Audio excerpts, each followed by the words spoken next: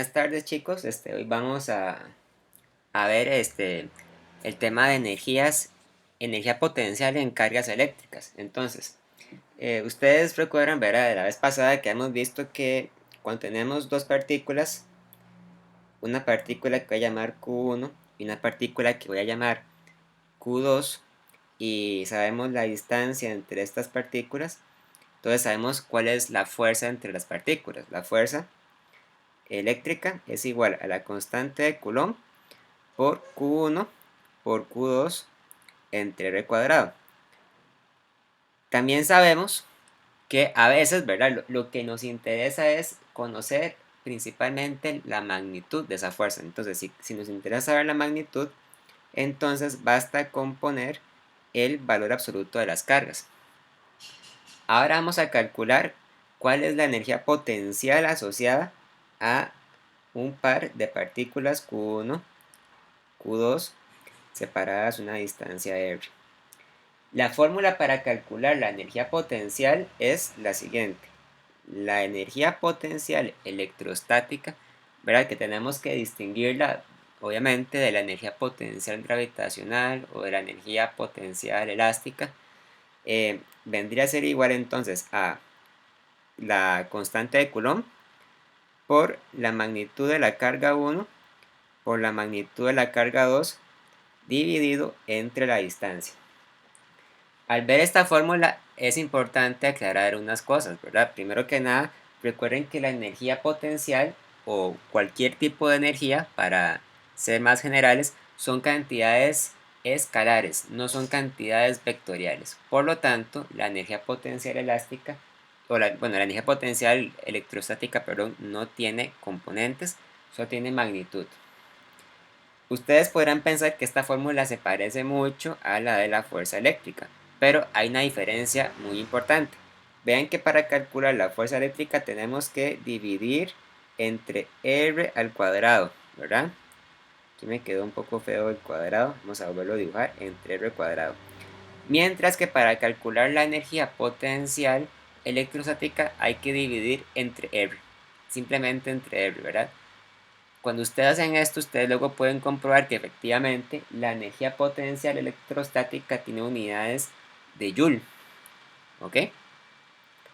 Y otra cosa que es muy importante notar es que la energía potencial electrostática puede ser positiva o puede ser negativa dependiendo de el signo de las cargas. Entonces, si, vamos a ver, si tanto Q1 como Q2, hagámoslo sin el signo del valor absoluto.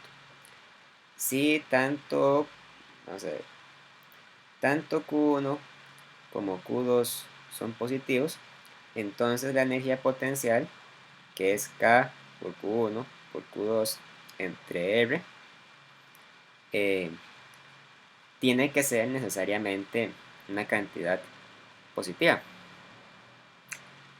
Lo mismo pasaría si ambas cargas fueran negativas, si Q1 fuera menor a 0 y Q2 también, ¿verdad? Entonces U también seguiría siendo positivo porque entonces estaríamos calculando U multiplicando dos números negativos. Entonces da positivo. En cambio, si una de las cargas es positiva y la otra es negativa, ¿verdad? Aquí estoy diciendo, por ejemplo, si Q1 es mayor que 0 y Q2 es menor, pero lo mismo se podría decir al revés, si más bien Q1 fuera negativo y Q2 positivo. El punto es que en ese caso U, que es K por Q1 por Q2 entre R, es negativo. Entonces, en resumen, cuando las cargas tienen el mismo signo, la energía potencial es positiva. Cuando las cargas tienen signos opuestos, la energía potencial es negativa. Esto tiene una implicación muy importante. Recuerden que hayamos dicho que cargas eléctricas de igual signo se atraen, se repelen, y cargas eléctricas de signos opuestos se atraen. Entonces, lo que quiere decir es lo siguiente. Si ustedes tienen un sistema de partículas del mismo signo, la energía potencial es positiva. Eso quiere decir que el sistema va a tender a deshacerse, va a tender a destruirse. ¿Por qué? Positivas o negativas. En cambio, si hay un sistema compuesto por dos partículas y son de signo opuesto, entonces la energía potencial es negativa. Eso quiere decir que el sistema naturalmente va a tender a unirse, ¿verdad? Lo natural en este caso es que las partículas se atraigan entre sí. Esa es la implicación de que sean este, de signo opuesto, o sea, que se atraen. Uno también podría extenderse más y calcular, por ejemplo, cuál es la energía potencial asociada a un sistema compuesto por varias partículas. Digamos, por ejemplo, 3, ¿verdad? En este caso tenemos Q1, Q2 y Q3. Vamos a llamar entonces, primero, vamos a llamar R12 a la distancia entre Q1 y Q2. Vamos a llamar R13 a la distancia entre Q1 y Q3. Y vamos a llamar R23 a la distancia entre Q2 y Q3. Entonces, uno podría decir que en general la energía potencial asociada a este conjunto de partículas sería entonces la suma de la energía potencial asociada a cada par. O sea, sería K por Q1, Q2 entre R12 más K por Q1, Q3 entre R13 más K por Q2, Q3 entre R23. Y si hubiera una cuarta partícula, entonces tendríamos que tomar en cuenta de nuevo, ¿verdad? La energía asociada entonces a cada par, tomando en cuenta la cuarta, la quinta, la sexta partícula, etc. Eh, Normalmente, ¿verdad? Aparecen preguntas que nos dicen a nosotros, calcule cuánto trabajo se requiere para conformar un sistema de partículas, digamos un sistema de partículas de cuatro partículas, por decir algo, Q1, Q2, Q3 y Q4, y ¿verdad? Cada una está separada de las otras por los correspondientes Rs. Aquí tendríamos R12, vamos a hacerlo de otro color.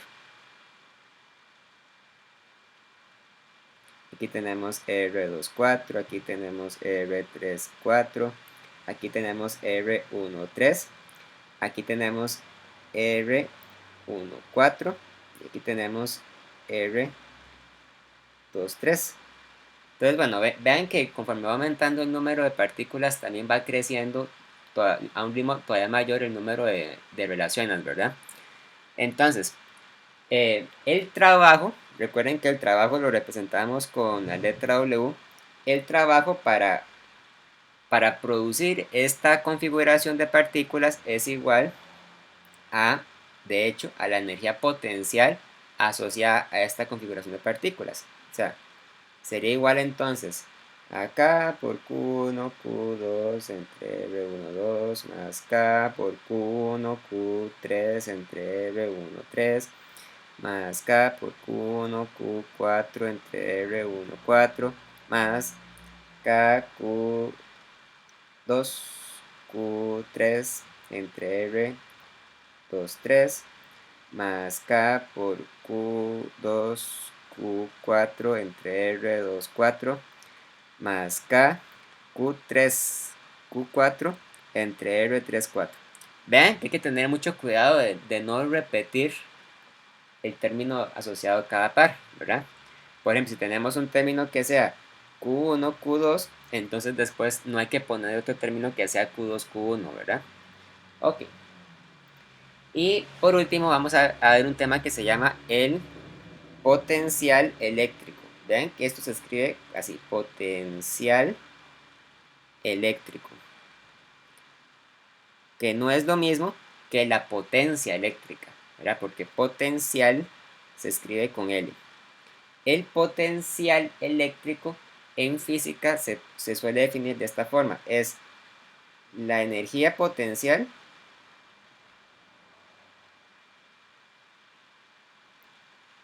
por unidad de carga.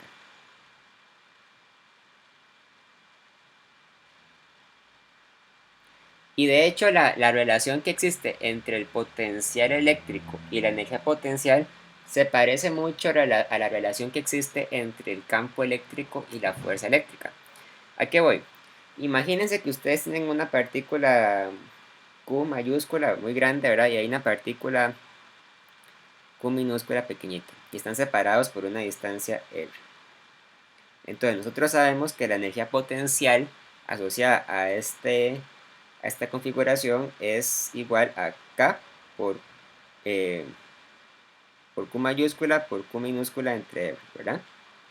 Ahora, digamos que yo quiero calcular cuál es el potencial que experimenta la partícula Q minúscula. Entonces yo hago esto. El potencial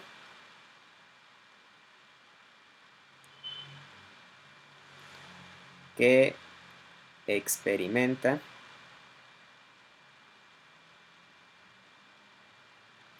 Q minúscula es, entonces, el potencial se representa con la letra V. Y es igual entonces a la energía potencial que se siente en el punto donde está la partícula Q minúscula dividido entre la carga eléctrica de Q minúscula. Entonces esto es igual a K por Q mayúscula Q minúscula entre R Q minúscula. O sea, es K por Q mayúscula entre R. Entonces vean que el potencial que siente Q minúscula no depende de la magnitud de Q minúscula. Depende únicamente de la carga eléctrica de Q mayúscula, que está acá, ¿verdad? Entonces, esta fórmula en general, podríamos decir que el potencial eléctrico igual a K por Q mayúscula entre R es el potencial generado por Q mayúscula y que lo siente Q minúscula. Pero es generado por Q mayúscula porque la fórmula para calcularlo depende únicamente de Q mayúscula. Bueno, depende de Q mayúscula, depende de la constante de Coulomb y también depende de la distancia. El potencial eléctrico decae con la distancia. Y el potencial eléctrico, como ustedes podrían observar a partir de la definición, se tiene que medir en unidades de energía entre carga eléctrica. O sea, se tiene que medir en Joule entre Coulomb. Pero esto tiene un nombre propio. La unidad para medir el potencial